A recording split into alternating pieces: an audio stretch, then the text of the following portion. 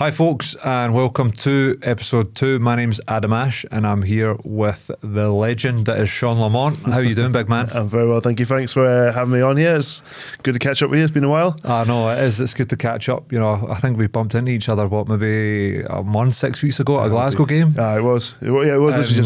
I was in a situation where we were in the business club after the game and we were talking, and there was about 4 people standing, I know, who were waiting to talk to me about something, and I'm like, Sean, like, but anyway, it was all good. Ships in the night, mate. It's always exactly. But like, we obviously know each other from rugby. I think when I was a young lad coming through the ranks, you know, at Glasgow Warriors, maybe 18, 19 years old, you were there. I think you had come back from, what was the team you were at before that? Scarlets, that was it. And of course, I'm a young guy. You're probably at that point definitely coming towards the tail end of your career. 30 or something when I came back.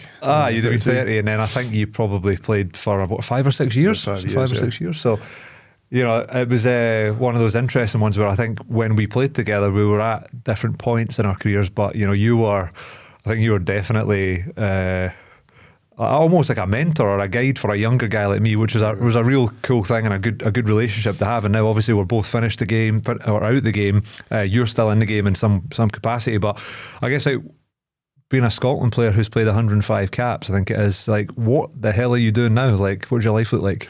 So I'm involved with Great Britain Rugby Sevens. I joined them 2 years ago now. It's amazing how time flies. When World Rugby decided that it's not going to be Scotland, England, Wales anymore, and come together to put it in line with the Olympics. So it was a bit of a whirlwind. We're with Scotland at the Common Games in Birmingham, and we just got a call, got the notification, or maybe 2 weeks before that Scotland Sevens was finishing, and we're going to come together as GB. So it was one of those whirlwind things. So that was in August, and then I think we came together as GB in October. So it really was flying by the seat of pants, like no set base, none of that. It's like all these guys thrown together from different aspects of the Scotland team, Welsh, English lot, different coaching groups coming in and just smashed together and expected to compete on the World Series, because the plan was originally we're going to get a year as Scotland before we transition to GB, because what has to happen with the Olympics, you have to nominate a team to be your sort of benchmark team, whether it be England, Scotland or Wales, and they'd go, and if they get qualification, then GB gets qualified.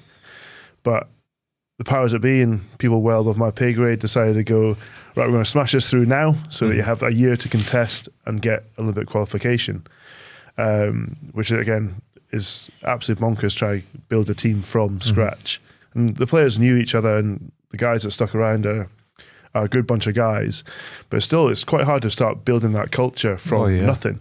It's there's times when you're rocking up on the circuit and it's welcome England rugby. It's like, we're not England, we're Great Britain. So you get these guys, which obviously pisses off the Scots guys and the Welsh boys straight away, and the English boys going, "What is this?" So they're again, it's good banter, but it's little things like that. You see that enough. It's like, guys, like, this is like 3rd or 4th tournament. You're still calling us England. We're not England.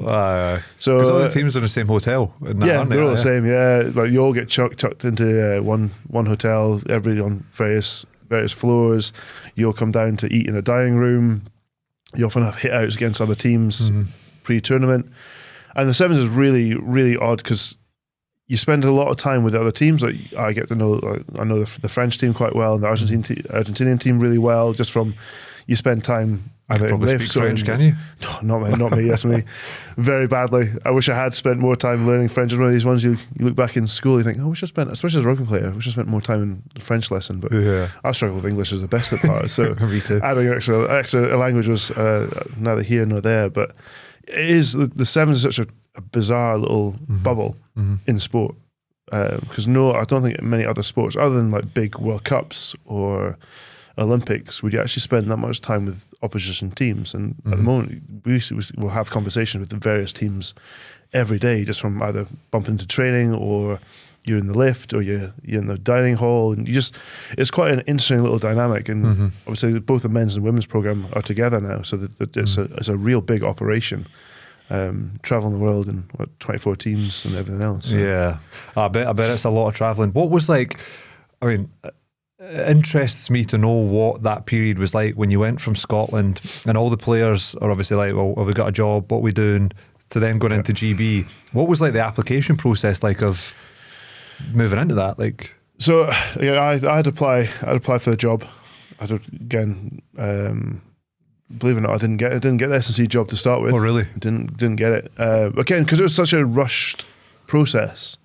That the men's head coach. So I was going to do men's S&C. The men's head coach just went with the English S&C because he knew what he was getting. Mm-hmm. Like we're hitting the ground in October. Our first tournament was, so we came together again, say mid-October, so about on the 15th. Our first tournament was the 3rd of November. So it was literally smash it together and go. So the coach there went just with what he tried and tested. Mm-hmm. And the Scotland head coach went to program lead for the GB7s, and he said, look, you're making a mistake by not taking them on. And it was here and there, and I said, look, you know what, fine, because it was going to be 33 weeks of travel, or 33 weeks in that season away from home, mm-hmm.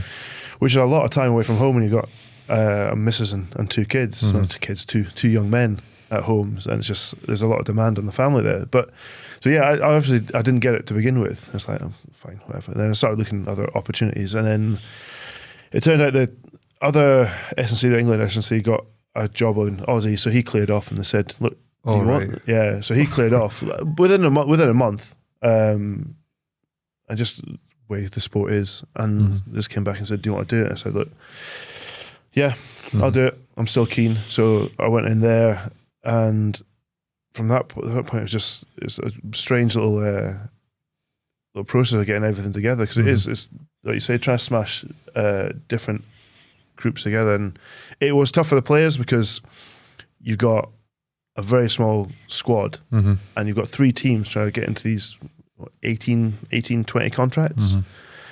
So yeah, there's a lot of boys and there's a lot of guys with difficult conversations. It was mostly through the head coach and who he wanted and who he knew, because like I say, the circuit's small and you see who's across, and it is, with all things, it's when you're working with a new coach, it's all perception of who you are as an athlete, because they come in, they don't really know you, and whether or not you fit the game style. Like, you could be the best player around for this coach, but then this coach comes in and you're totally not useless, but you're in a different surplus. spot. Yeah, because his demands of you are different. So it becomes really difficult when you get this whole transition of guys being great players for Scotland, but then not actually getting anywhere near the GB because maybe there's another player that this coach just thinks is better. And it not necessarily is a better player, but in his mind, he's better. And it's like, it's such a weird, that's the thing with all sports. Like, it is a bit of it can mess your head up because it is so subjective. Yeah, totally. Like, you know, like you can be somebody's right-hand guy, you're going to be starting every game, someone else comes in. I remember when Dave Rennie came to Glasgow, like we had our first pre-season game, he came in halfway through pre-season, and then we had our first pre-season game, he made me captain. Yeah. I was like, how did this happen? I've never been captain before in my life, just for the pre-season games, and then obviously the Scotland guys came back and that wasn't the case. But that's one of the challenges for players and also coaches as well, because we forget coaches are working under coaches as well that make decisions, or GMs, whoever it is. But I want to go back just a few steps from here. So like when you finished up rugby, you were working at Scottish Rugby as an S&C. Like, how did the sort of training process, by the time you finished, were you trained up and qualified? Were you? Yeah, so I actually was due to retire a year before I did. So I went to the World Cup and then got my caps, and I think it's for one summer tour. I'm sure it was summer tour. Vern Cotter, who was in charge at the time, rang me and said, "We're not going to take you this year. It's like, you're pretty much done." Whatever. It's like, yeah, fair enough. I'm 36. I'm well past my best. I could do a job, but I likened it to I was a bit of a blunt axe. I could still chop the tree. I just took a lot more swinging. And it's one of the, again, it's the same sort of thing. You go that whole, you see guys like Hoggy was flying about at a time. It's like, try to keep up with him. It's like, I'm at full pace and he's just trotting about. But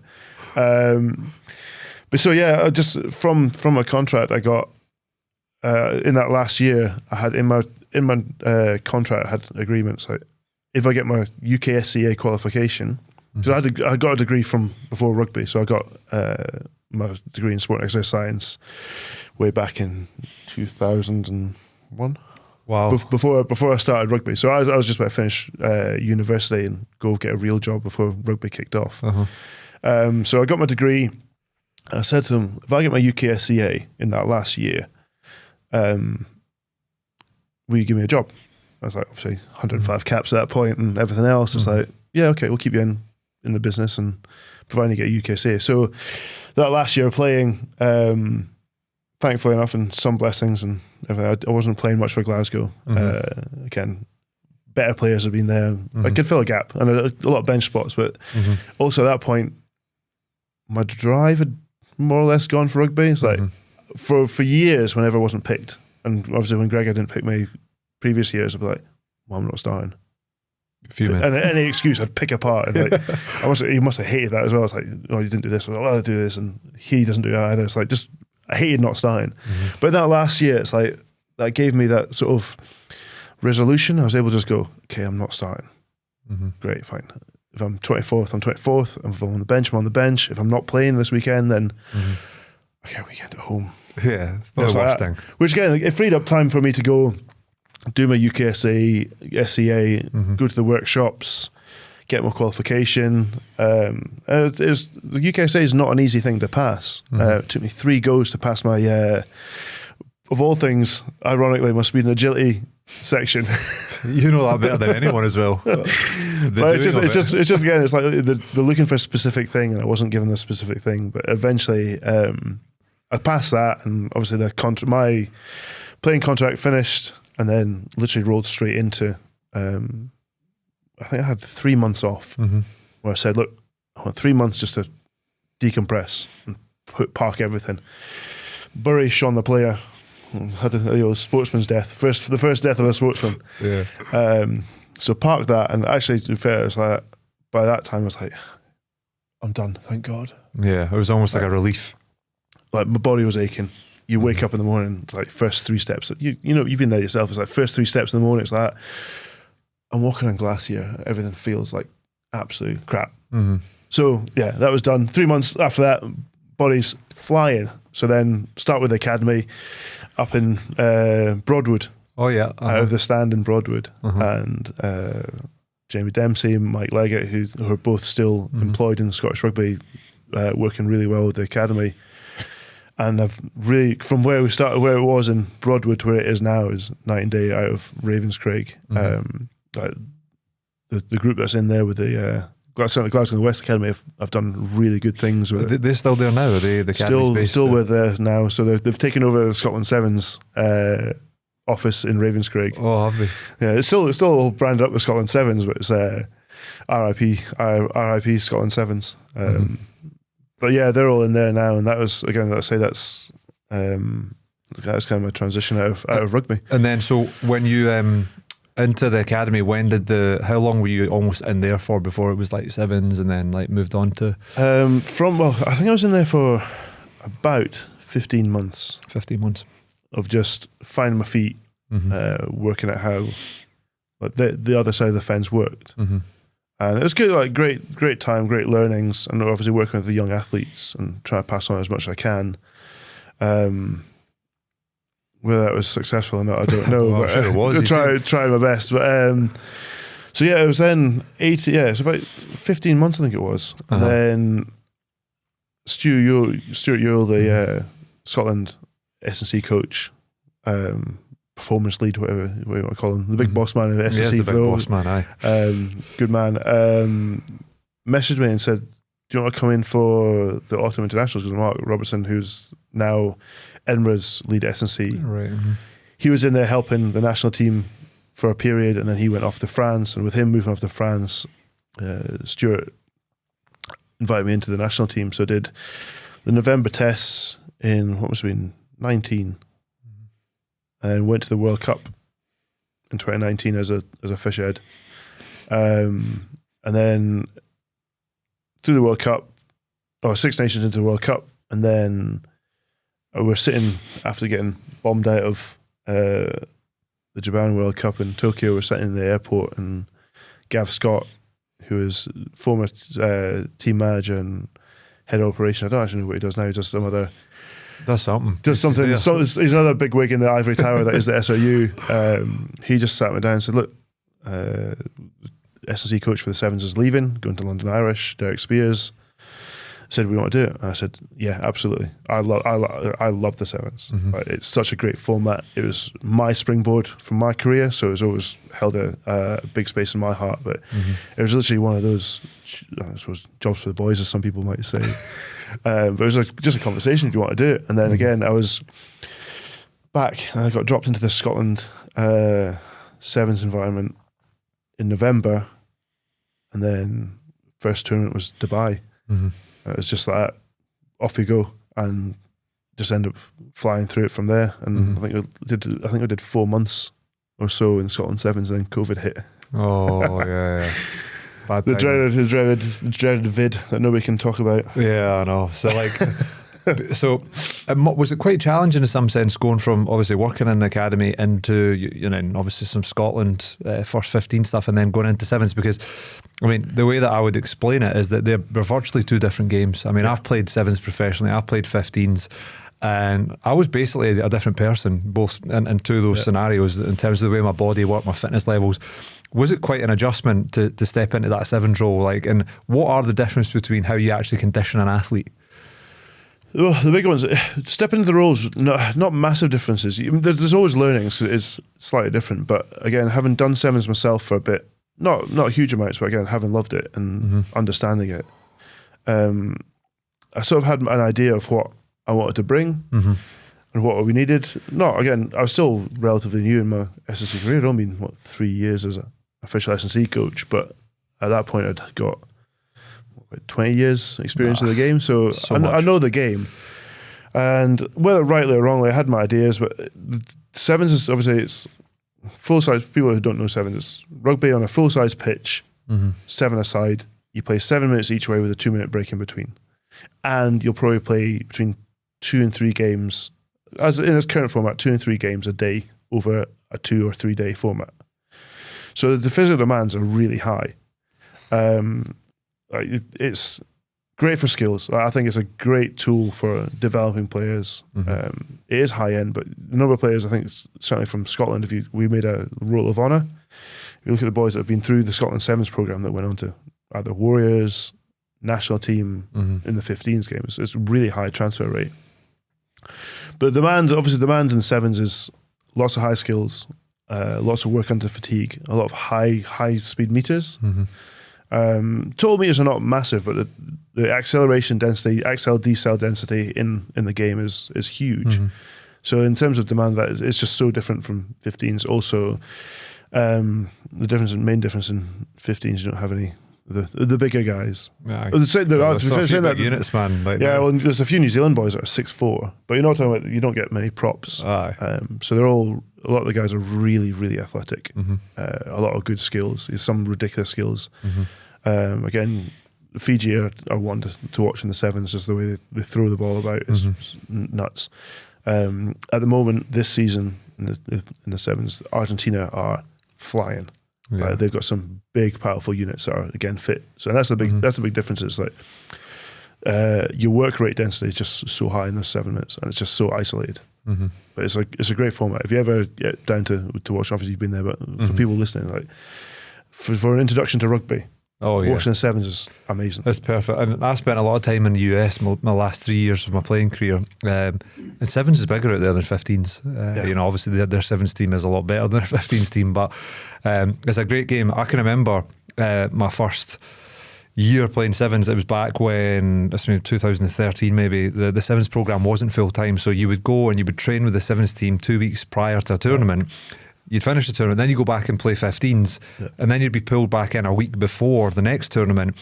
And I remember as the year went on, my physical fitness just went through the floor, because we had the Sevens pre-season into the first 3 tournaments, then back to 15s into a tournament, and it just was like an extensive period of that. And I was thinking at the time, how the hell has my performance dropped off so much? And you only learn when you look back, because you Yeah. know what it's like to be conditioned as an athlete once you get a bit of experience. But that was it. And that was just the way the program was run. But now it is obviously completely different. You know? Yeah, we're a slightly different position in GB7s versus everybody else on the circuit. We are officially full-time, but we're pretty much operate as a part-time program. So this is, again, full credit to all our players that stick in, both men's and women's, that stick in and do a huge effort, because I think because they love sevens and that they put in that effort. But whereas most teams would be in Monday to Friday, generally speaking, Monday to Friday, you're training Monday, Tuesday, probably Wednesday off, Thursday, Friday, possible game at the weekend or an extra day on Saturday. Because we're a camp-based model, this season so far, so next week is Camp 6. 6 4-day camps is all we've had since September. Wow. So, we've done Dubai and Cape Town, which is a 2-weeker, and we've just come back from Perth, Australia, which is another weeker. So from Dubai and Cape Town to Perth, we had 6 days training together. That's it. The men had 6 days, the women had 4. That's mental. So there's such a big emphasis on the players training away from home. They're pretty similar, like Olympic athletes, in that they're solo athletes. They might train in pairs, but they'll get set a gym session, a field session, and they have to go off and do it. There's guys, Rab Ferguson, he'll be down in Millbrae. Legend. Hell of a great sevens player, he's a men's captain. Name dropping him but he'll be running up and down Millbrae in the bog, in the pissing rain, try to train for him in whatever degrees it is, and then he's off to Cape Town or Dubai or Perth. Yeah. So look, it's far from optimal. That's what we're doing, but our guys are so close. Like this, now that the 7 circuit is down to 12 teams. It was 16 last year. They cut it to 12. But with that 12, certainly in the men's game, it's still competitive in the women's game, but in the men's game it is obscenely competitive. New Zealand, Samoa, who were like 4th or 5th last year, came bottom in Cape Town. New Zealand in Perth came 9th out of 12. It's New Zealand. And we came 11th out of 12. But the men's side, every game we played, we lost by 1 score. This was very close. Very close. And again, for me, it's like, and again, I always say fair credit to the players, but imagine what we'd be doing if we're full time. Yeah. We've had, prior to Dubai and Cape Town, we had 16 days together as a squad. It's so challenging. Like, it's essentially going back to the model like it was when I was there. Like, and you know, the game has changed so much since then. So like, I'm assuming like we know what it was like to play professional rugby. Like, and you know, back when we played, maybe it's a bit different, and maybe 15s is different to 7s. But you've got, what, I don't know, how many players? 20 players in the squad. Yeah, like, I think we've got 18 on the books. 18 in the books, and they're all getting paid full-time salaries. Yeah. They're training away from the watchful eye of the coaches. What's the commitment like from the players? Because like, obviously we talk about the competition in 7s and it's tough, and you know, like you've got all these world-class teams, full-time programs, but what is do you ever have to keep an eye on players, or are they very diligent in what they do?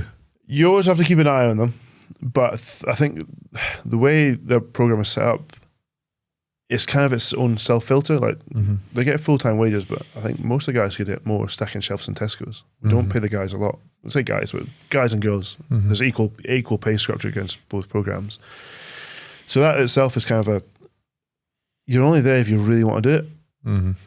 Because if you don't really want to do the 7s, you'd be better off going and working somewhere else for more money. You could work at McDonald's for more money, without a doubt. So because of that, we have really committed players. It does show they're very diligent. Generally speaking, they always get some guys that need a bit more chivying than others. And look, it's tough. I was the same. Like, I hated training on my own. You do it pre-season to keep yourself ticking over, but rugby's a team sport. It is. And having to train on your own, like, and it takes a certain type of person to have that full accountability. It's like, I'm going to do every rep to the T, to a max. And I was fairly diligent, but there's times where you're training on your own, you go, no, I've done enough. I can't be asked. I'm going to skip one rep. And maybe that's the difference. But then there's accountability. And it does take a hell of a mental thing when you're flogging yourself, and it's like, say, it's sleeting sideways in Scotland. It's like, that's not what you want. So yeah, and that's for me, that is the filter, because everybody that's there wants to be there. There's guys that have turned down some good jobs in London City to keep doing this. There's some guys that turned down some actual 15s contracts to do this. So they're definitely committed, and that's what allows them to drive. And you always monitor them. We use Team Builder, we use Stat Sports GPS, and that gets reported in every day. So we monitor the players every time. All the data comes in at the end of the day. It's not the same as seeing them on site, but it keeps a good tracking. James, obviously with me stepping across, James Nolan, who's now our head of S&C in the programme, does a great job at keeping track of him. He's got a hell of an energy on him. It's better than my energy. Some of these guys are like workhorses, these S&C guys, man. Yeah, he is. His energy, the energy he brings into the programme across both things is almost too much at times. But the thing is, when you're feeling crap, like you walk in the gym, you've just done a massive rugby session, it's been pissing down rain, the last thing you want to do is go lift some weights. But the energy he'll get from all the players is great. I mean, it's something I don't have, that sort of energy. I have my stuff, I have my way of doing it, but the difference in it, and he does also a great job. So having him on board, it really helps. Like G the players up, and he loves his S&C. He eats, sleeps, and breathes it. Yeah, and it shows. It shows. We've got players that are really competing on the circuit, and physically are the same. The difference is just time together. That's that's the biggest thing we're lacking. Yeah, it's just time together. It's amazing what that can do for groups. When you were playing, you had a long career. You probably didn't do really any other jobs other than rugby when you finished uni.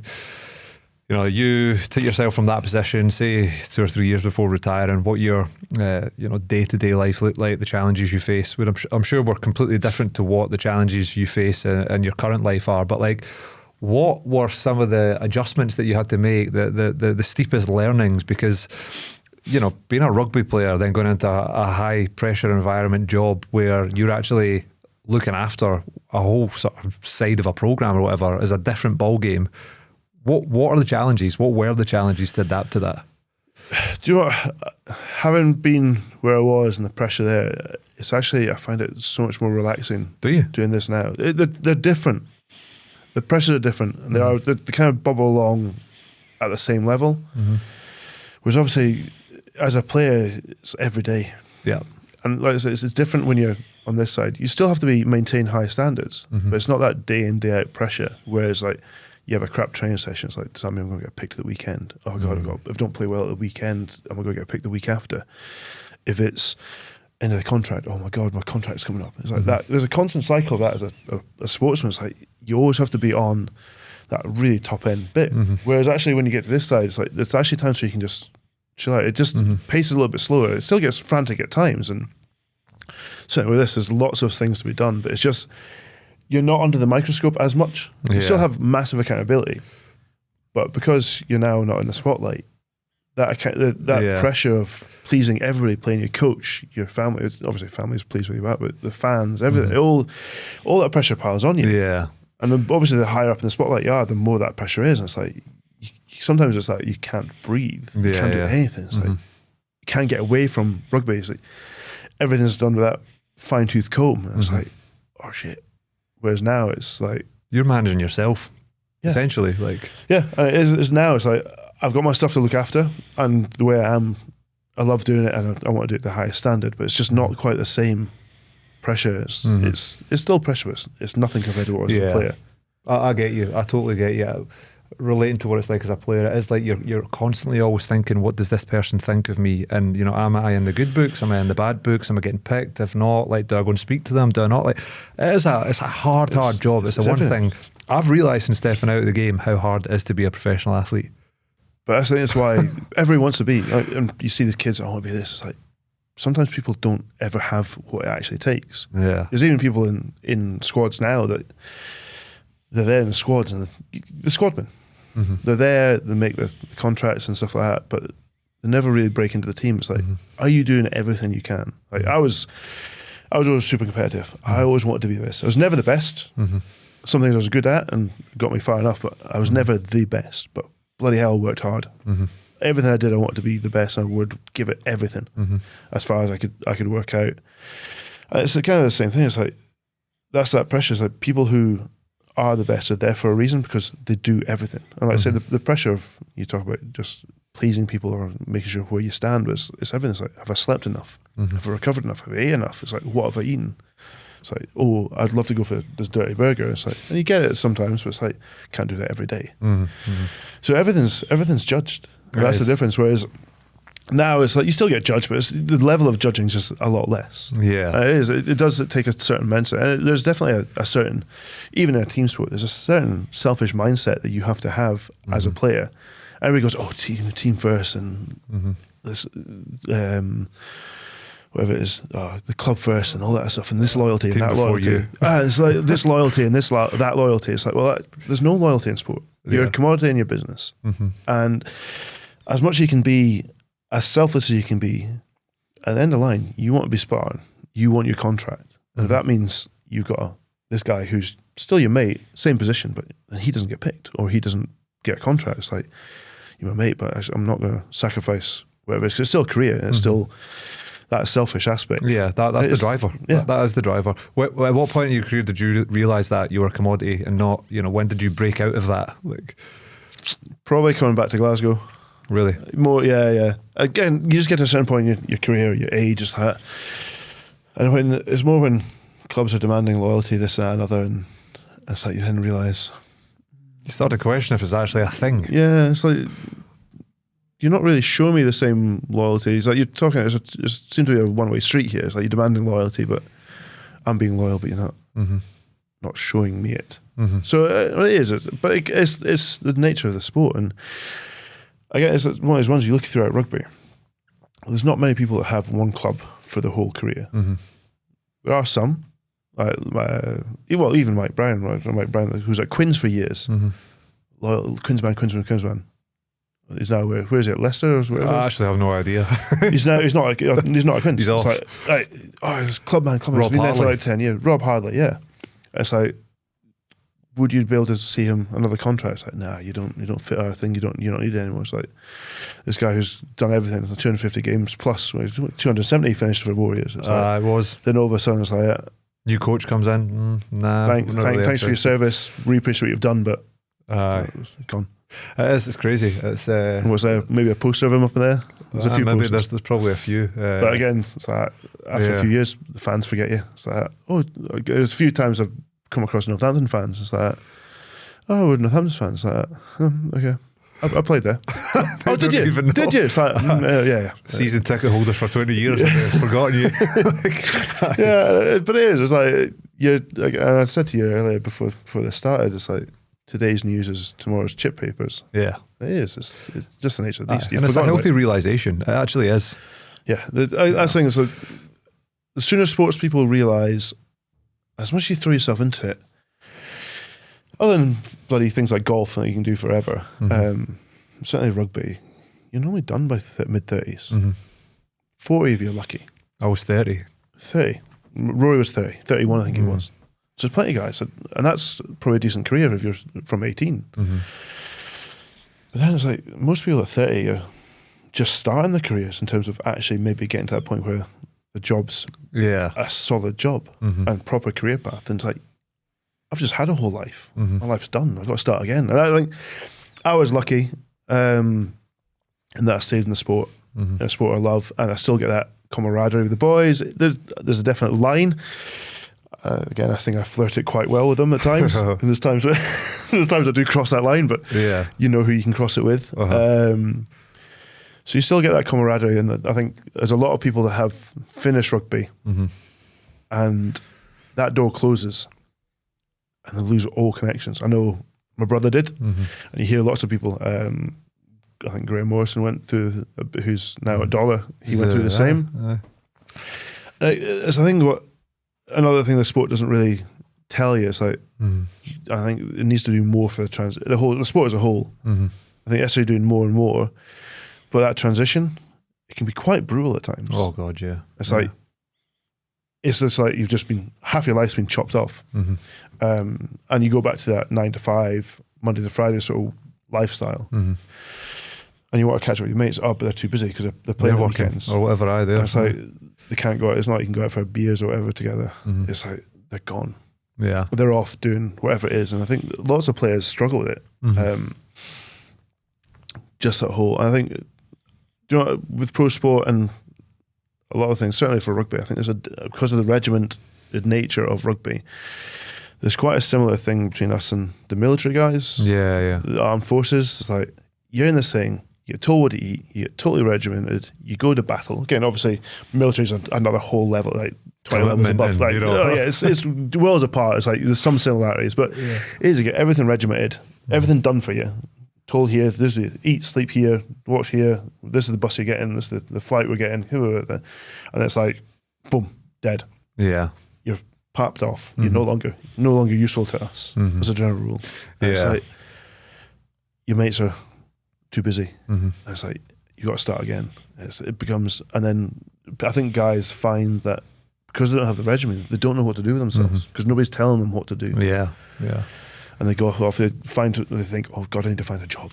It's like, fine, I'll do this job. And it might be helped into this, but it's like, I'm not getting enjoyment or fulfillment from this. It's like, but it's earning me pennies because you go from earning a decent wage as a player back to real world wages. Yeah. And it's like, and again, that's probably the biggest adjustment is that financial adjustment. If you've been paid well, is you go into, I'm back to the real world.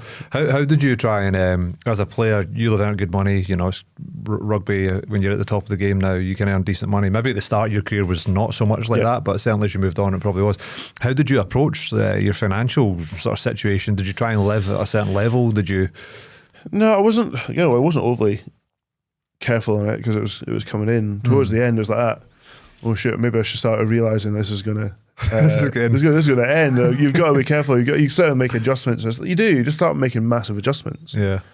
And like, I'm totally comfortable now. It's like, but you do have to realise it's not coming in like it was. And whereas you'd go spend your $5,000 holiday just because you could $5,000 holiday to wherever. It's like Dubai, or go rent a villa in France for you and your family. It's like, just splash it about because it's coming in freely. And it's like the time is like between Scotland and Glasgow. It's nothing compared to wages now.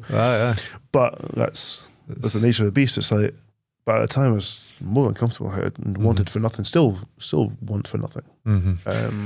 And with your brother, so like I've loved seeing him getting more active on social media. He finished earlier than you. I never actually played in a team with Rory. I've spoke to Rory actually. I think when I came in when I was like 17 or 18 at Glasgow, Rory was just finishing up. He had his ankle injury, so I probably spoke to him a few times. I ended up seeing him at the gym a few times, and you know, I'm very interested in what Rory talks about, and you know, the transition and journey he's been through. I think like I can relate to it in some way, you know, as growing and you know, coming out of a one belief about yourself into another belief and the struggles that can kind of come with that. So great to see him be more active, but like, how is he? What's he getting up to, man? Like, you probably speak to him more than anybody. Yeah, well, it's one of those ones. Roy and I are actually very close, but there'll be times when we go like 6 months without speaking to each other. Is that right? And then we'll catch up for hours and just literally shoot the proverbial S and just spiel it out and spend hours just chatting absolute nonsense.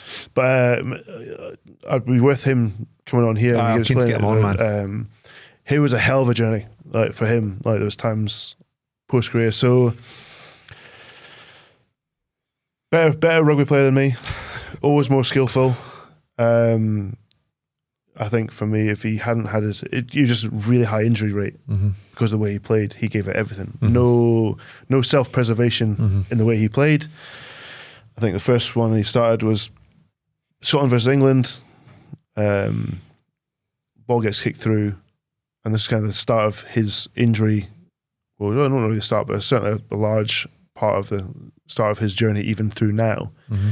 Ball gets kicked through to England, against England, and Roy dives head first, because the way he was, rather than people sliding in maybe feet first, Roy dives head first because that's the quickest way to get the ball. At the same time, Ian Balshaw slides in with his knees, and colliding and Rory breaks his jaw. He's unconscious on the pitch for 8 minutes. First game? Not his first game, whatever, but this is just a game against England. It wasn't his first game, but not many caps, maybe 10 or so in. But 8 minutes unconscious on the pitch. Like broken jaw, broken cheekbone. I didn't realise that. It was a real worry one. Like, it was like unresponsive for 8 minutes.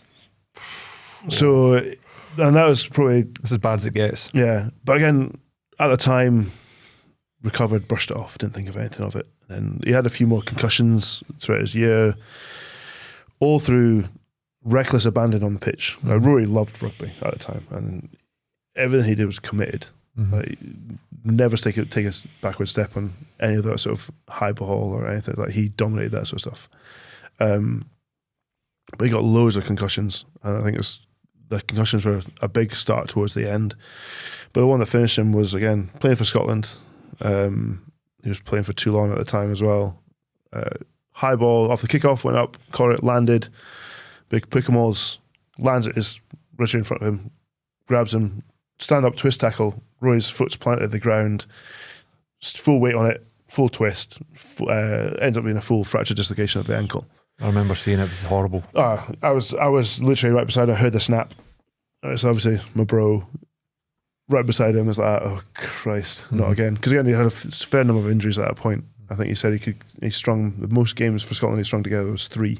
Was that right? How Only many 3. caps did he get? I think it's just shy of 30, like 27. It's pretty solid considering. It was good. But again, for me, if he had avoided injuries, he could have outstripped me, I think.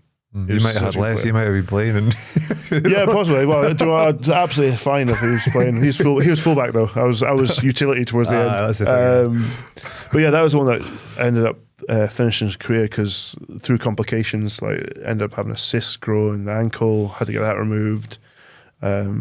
Shredded his cartilage. That's what actually finished him. But after that, and Rory will tell the story better, but he just went to a really dark place. Like, really struggled mentally. Mm-hmm. Whether it was a feeling of being let down and it is that thing of being dropped and then no longer needed, because there was a bit of hoo-ha back and forth medically between Glasgow and Scotland and everything else and what happened with him. Mm-hmm. But you call that a day, it is what it is, and it happened. But because of that whole shutdown and his mates, and he ended up getting really quite ill, both physically and mentally. Went from 100 kilograms to I think it was 78 or something. I seen him at the gym one day, and I was like, "What? Like he was about 20 kilos lighter." The machinist, yeah, or whatever it is. It's like properly looked like he was dying of some disease. Yeah.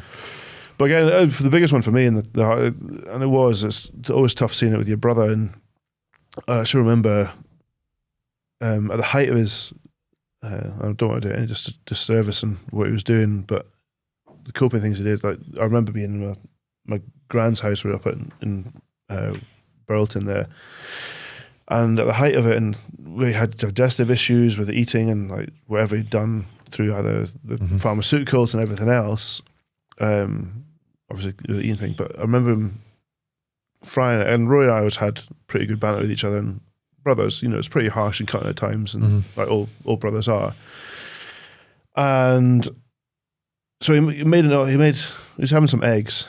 He separated the eggs and yolks, cooked the whites, ate them, immediately cooked the yolks and ate them. And I just turned around and said to him, like, what the fuck are you doing? Just have an omelette.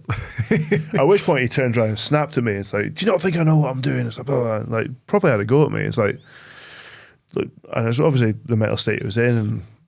And I just turned around to my missus and just said, that's not my brother. Mm-hmm. Yeah, it's one of those ones, like, my mum was really scared. We were all scared for him. But then, I can't remember what the turning point was, but I think he started doing some of the Amazonian, and he started a bit of like self-learning, self-finding on that side of things, spiritual side of things. And I think he did some work with his mate from Toulon, Joe Van Niekerk, who does a retreat. I think he's got a retreat in Costa Rica, I think it is. And I think that sort of helped Rory's sort of learning, got him a bit of focus. I think he was a bit lacking a bit of focus. Again, in that whole time, and I don't want to take away from his story, but in that time from he got married and divorced. So again, just because of his mental state in a very short term. So it was really, really dark place, but then he started to turn it around with this, find a real focus in life, this spiritual healing, and then it's come around to he now has his own business up in Dalguise in Scotland. I'll probably butcher the name, I should know about it. It's Kaim. Yeah. It's Welcome to Kaim. Kaim, that's it. Yeah, Kaim. I think it's pronounced Kaim. Is it? Oh, right. I think it's there. If you look at his Insta, it's on there. Welcome to Kaim. There's a plug for everybody. Look it up. But it's really cool. It looks. He's done wonders. He and his partner Shannon are doing wonders with this. Like he's got a 5 acre wood that he's then landscaped. He's got accommodation for I think 12 people in there.